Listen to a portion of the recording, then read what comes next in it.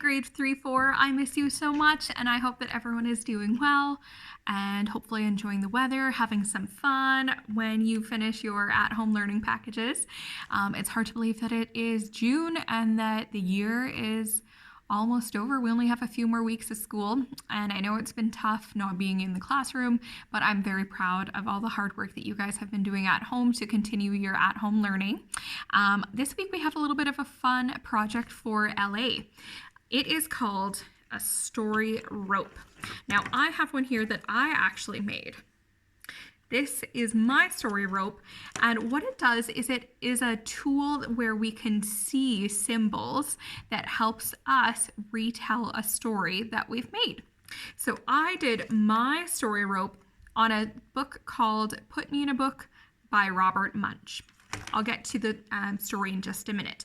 But what you're going to find in your package is a story rope little detail guide with a checklist of everything that you need, and a little booklet with different parts of a story and a story title card.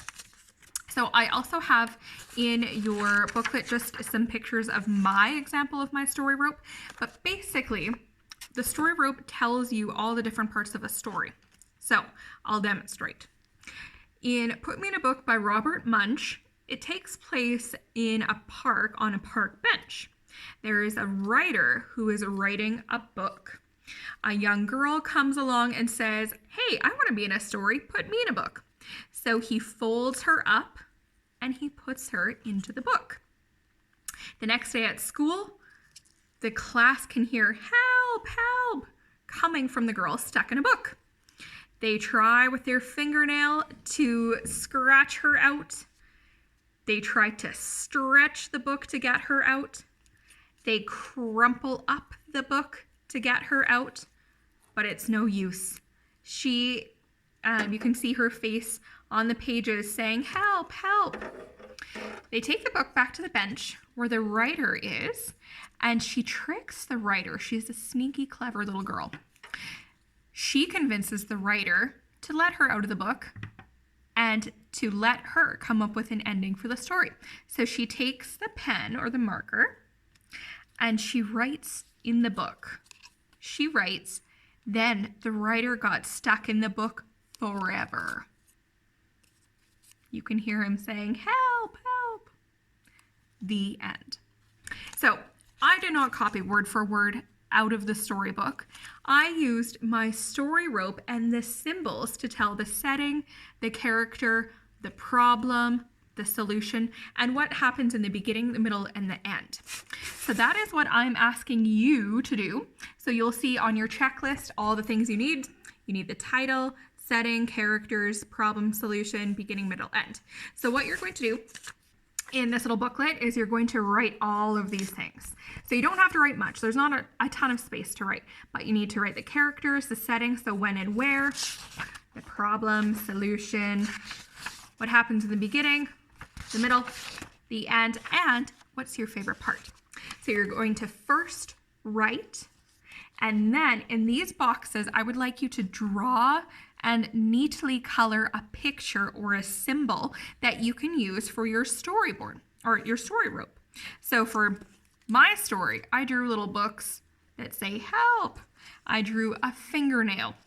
I drew a little girl, and I even attached a marker. If you have something small enough that you can attach that's a good symbol for in a part of your story, go ahead and attach that and I'll send it back. You don't have to attach real objects. You can just cut them out of paper. But the most important thing is that it is a neat and easy to see symbol that represents a part of the story, and something that would help you retell the story. So once you've colored it, cut it out and attach it to your yarn. Now what I did for mine is I braided mine. You don't have to, but it makes it a little bit thicker and stronger. And I punched a little hole. You can do that with like a pencil or a pen. And I used small pieces of yarn to attach it to the rest of the rope. I have sent so many paperclip home over the last couple of weeks. So if you have paper clips, you can use those to attach them to your story rope as well. Or if you have safety pins at home, that would work too. Basically, just use whatever you have at home to attach your symbols to your story rope. And here comes the fun part. You get to retell the story to me using your story rope. So we can share in Zoom either next week or in our final Zoom together, or your parents could take a video of you if you have like a tablet or a cell phone or even a computer that takes videos. You yourself could take a video or have a family member or a parent take a video for you and then send it to me by email. Or for those of you who have an iPad at home, take a video on that and send it to me. Basically, I just want some way for you to show me and retell me a story using your story rope. Part of LA is not just reading and writing, but it's also representing using symbols to show that we understand something. Now, this is one of our last big projects for the year. You can be creative with it. I did not assign you a story, so you can decide what story to use for your story rope.